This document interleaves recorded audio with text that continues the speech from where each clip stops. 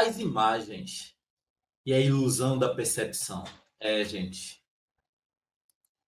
muito bom estar de volta aqui, conversar com vocês sobre temáticas do nosso dia a dia e de reflexões complexas que temos feito nessas últimas semanas. Então, gravar essas ideias tem sido um momento de grande alegria para mim, né? De compartilhar muitas das minhas experiências e reflexões. E hoje eu vou falar um pouco sobre imagens. E por que eu vou falar sobre imagens? Vamos lá. A primeira questão é porque as imagens, elas me encantam, não é de hoje, né? Então, um pouco da minha experiência, né, e desse relato biográfico que vou trazer agora, vai fazer luz ao que a gente vai conversar hoje sobre imagens e percepções. A primeira questão é que eu me construí profissionalmente, né, de uma narrativa de vida que vem de espaços empobrecidos até chegar ao ápice de uma carreira acadêmica, professor de uma grande universidade federal do país, a UFPE. Mas eu comecei minha carreira como intérprete de Libras, né? Então, esse lugar do intérprete me colocava numa condição de perceber-me como um sujeito da escuta e da visão. Eu, falante de língua gesto-visual, como a língua de sinais, eu trabalhei muitos anos enquanto intérprete de Libras, e a função era ser um intérprete em que eu escutava os discursos trazidos por narrativas orais e ressignificava-os, tendo uma equivalência linguística, cultural, perceptiva e, sobretudo, semântica para uma língua gesto-visual. E a vida me convidou a muitas experiências nesse lugar do intérprete de Libras. Entre essas experiências, eu fui para a escola e trabalhei muitos anos na escola regular como intérprete de Libras, numa época em que nós, intérpretes, não éramos tão comuns na escola. Óbvio que houve movimentos de entender esse lugar desse profissional da tradução. Mas uma virada ontológica aconteceu na minha vida quando eu tive acesso a uma outra ferramenta cognitiva e tradutória que é da língua, que é da audiodescrição. A audiodescrição, ela surgiu na minha vida a partir de um encontro, de oportunidade de fazer um curso, e pouco eu sabia sobre o que era a audiodescrição, até que ela foi me dando sentido. E assim como a língua de sinais me convidou para ser um intérprete e tradutor do auditivo, né, das narrativas orais para uma língua gesto-visual, a audiodescrição me convidou para perceber o mundo visual e ser um intérprete para a oralidade ou texto, em que, de uma perspectiva do intérprete de Libras, eu escutava e transformava essa informação em uma imagem, gesto visual, como uma língua que traduz o corpo para comunicar com todas as características lexicais e semânticas. A audiodescrição me convidou a perceber o mundo, como os imagemas se interconectam nas narrativas e nas tramas do real. A audiodescrição me permitiu perceber o mundo e, a partir desse mundo que eu percebo, nomeá-lo cognitivamente e trazer, a partir daí, uma correlação semântica em que as imagens, ora, separadas e traduzidas pelo meu sistema neural, que percebe e vê tudo o que acontece em minha volta, transforma isso em construtos, né, neurais a partir de uma linha linear ou até mesmo espiralada, em que eu vejo o mundo e o mundo é traduzido pela minha experiência, pelo meu repertório, sendo que a audiodescrição me convidou a nomear, o processo de nomear a realidade, de encontrar conectivos e esses imagemas serem semanticamente interligados numa narrativa para que o outro entendesse o que eu estou vendo a partir dos meus construtos culturais. Eu aprendi, a partir da audiodescrição, a observar o mundo. E aí o nosso encontro de hoje é falar um pouco sobre essa percepção da realidade e como as imagens, elas são construtos de ilusão das nossas percepções. Eu começo primeiro chamando o nosso olhar, nossa percepção, de que o olhar, no primeiro ato, ele é extremamente complexo. Cada olhar carrega consigo uma história invisível.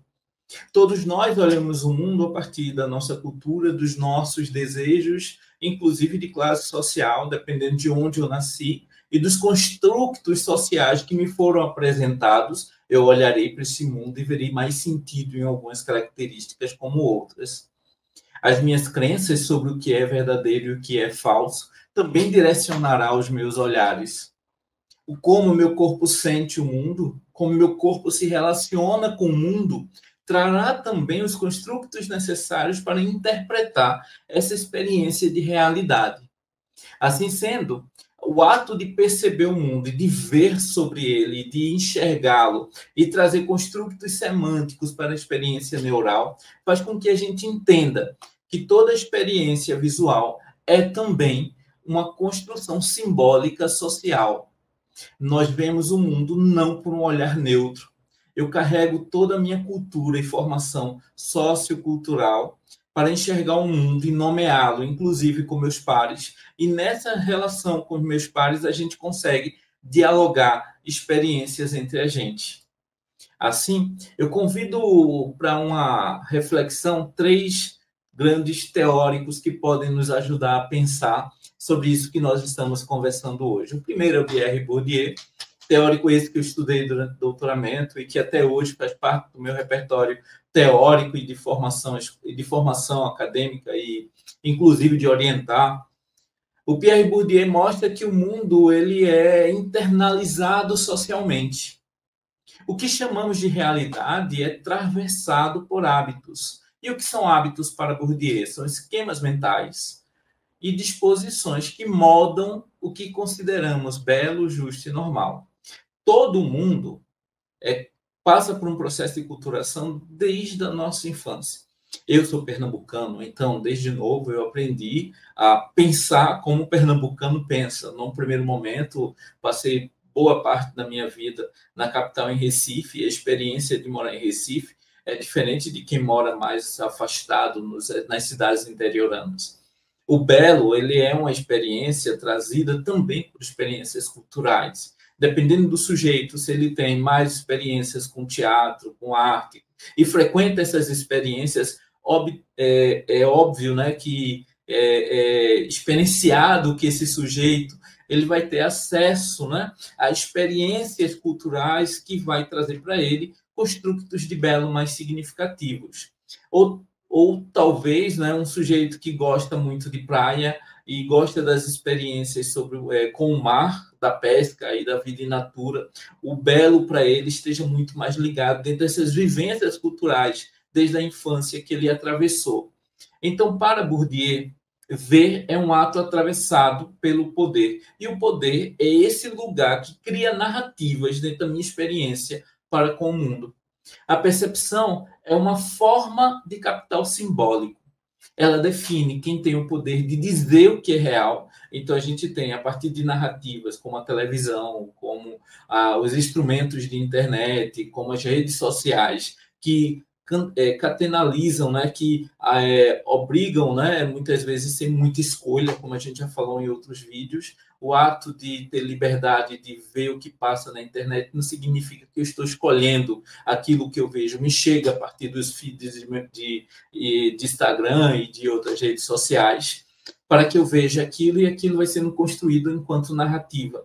As inteligências artificiais, inclusive, hoje conseguem ver nossas experiências e a partir do que a gente produz enquanto olhar para com as nossas escolhas algorítmicas, elas vão definir aquilo que a gente vai ver com mais frequência e com menos frequência.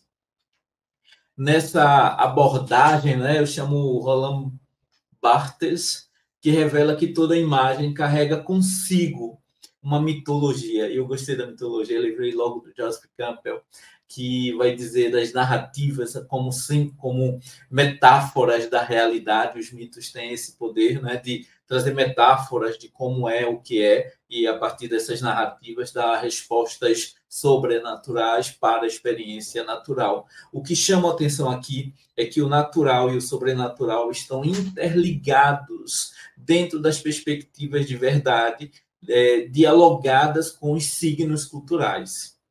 Quando olhamos qualquer propaganda, ou símbolo, ou bandeira, ou narrativa, nós vemos narrativas de poder disfarçadas de evidências.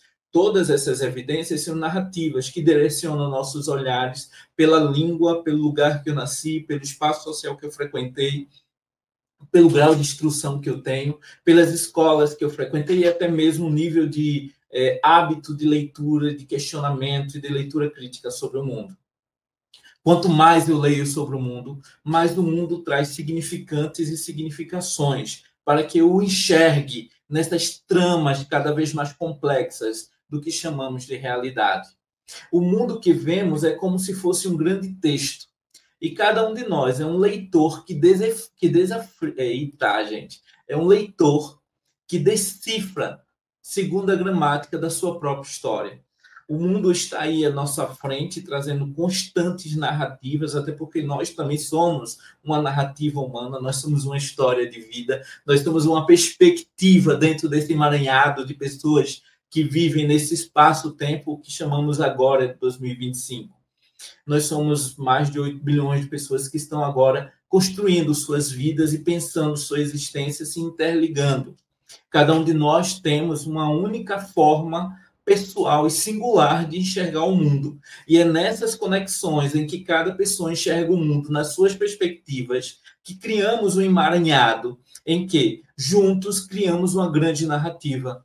Aqui em Pernambuco, nós chamamos essa narrativa coletiva nesse espaço geográfico, nesse espaço temporal de viver uma experiência pernambucana, que aqui em Vitória de Santo Antão, cidade que eu vivo, eu tenho um coletivo de pessoas que vivem suas experiências interligadas, mas que tem como eixo geográfico e temporal, entre outros conectivos, a experiência de compartilhar o que é estar vivendo uma percepção em Vitória de Santo Antão neste período do ano. Então, cada um de nós, ora de forma mais frequente, ora de forma mais sazonal, compartilhamos perspectivas e percepções sobre o mundo para com o mundo e para com nós, para com a gente. Essa percepção para com o mundo e para conosco me chama a atenção, que me é um pontivo a chamar sobre a percepção é uma encarnação do real. Nós não vemos o mundo com os olhos apenas, né? Tanto é que a audiodescrição ela é essa possibilidade de ressignificação sobre o olhar. A pessoa cega ela não deixa de ver, ela passa a ver a partir de outros meios em que o corpo enxerga esse real. Ele enxerga esse real pelas experiências auditivas que vão trazer conectivos e conexões das narrativas do real o tempo todo, entre todos os lugares, escutar o som de um sino, escutar o som de uma buzina, escutar o som de um cachorro, tudo isso são conexões que vão me trazendo percepções do que eu estou vivendo no meu real. A audiodescrição ela vai traduzir esse real em palavras organizadas semanticamente para que uma pessoa que, neste contexto, não vem pelos olhos biológicos, vejam por outros instrumentos sociais e assim construam conectivos neurais para que possam trazer, assim, representações mentais da experiência encarnada com o real. O olhar, ele é sensorial, ele é tátil e, sobretudo, ele é existencial. Eu vejo o mundo e esse mundo é um encontro da minha singularidade encarnada nessa experiência biológica para enxergar o que as conexões de outros seres, outras entidades e outras possibilidades de um meio que chamamos de real se entrelacem, criando narrativas que dão a nós e ao mundo significantes e significações.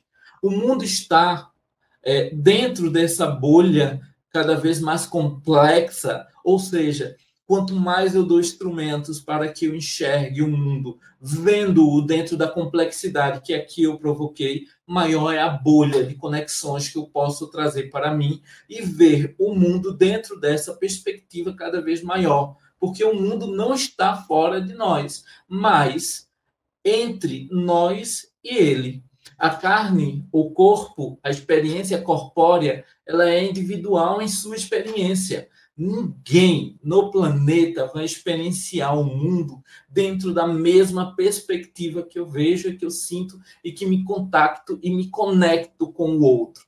Cada um de nós somos uma única experiência, elaborada ao longo de anos e maturada entre possibilidades que vão se conectando. Nossos pais se conectaram em algum momento, surgimos. E se estamos aqui conectados nessa conversa digital, significa que você é uma possibilidade experienciada pelo universo, em que você percebe o mundo, o próprio universo, a si mesmo. Nessa perspectiva de perceber-se enquanto sujeito que vê e interage com a realidade, encontramos significações e significantes. Perceber é, sobretudo, participar. A visão, nessa perspectiva complexa, é um ato de presença e não de distância. O mundo ele é visto a partir dos imagemas que nos apresentam como verdade, dentro de uma experiência de conexão, onde aquilo que me é dado, aquilo que me é apresentado, aquilo que me é significado, eu vejo e encontro sentido. E o sentido me propõe propósito. E o propósito me faz sentir que eu estou pertencente a um dado espaço-tempo em que a minha narrativa está conectada a todas as outras narrativas de humanos que constroem esse momento da nossa história. Assim, o mundo é como um espelho do ser. Ninguém vê o mundo como ele é, porque o mundo reflete nós mesmos. O mundo reflete como eu sinto, enxergo e me relaciono com o mundo. Cada um de nós, cada olhar que nós trazemos revela o que há lá fora e o que falta aqui dentro. Merleau-Ponty vai dizer: eu vou buscar no mundo aquilo que me potencializa ou aquilo que me falta. Se me potencializa, eu vou estar sempre observando o mundo, enxergando-o, vendo-o dentro dessas experiências conectivas para encontrar em mim sempre minhas melhores versões e assim me empoderando nessa experiência com o real. Ou eu vou buscar o que me falta e estarei na busca de complementos para que eu possa existir de uma forma mais plena, de uma forma ou de outra forma que você queira pensar, imaginar ou questionar o real. É essa conexão de buscar, de reentender, de ressignificar, de questionar, de enxergar o mundo dentro das suas grandes potencialidades, é enxergar o mundo dentro das possibilidades de ressignificar, se buscarmos a nós mesmos nossas melhores versões, que é a provocação dessa semana de entender que o mundo que eu vejo, ele é um reflexo daquilo que eu vejo em mim mesmo. Obrigado por hoje e a gente se encontra na próxima semana. E se inscreve no canal para acompanhar aí toda semana esse nosso diálogo. Fico muito feliz de te ver aqui conversando com a gente e a gente se encontra. Um forte abraço.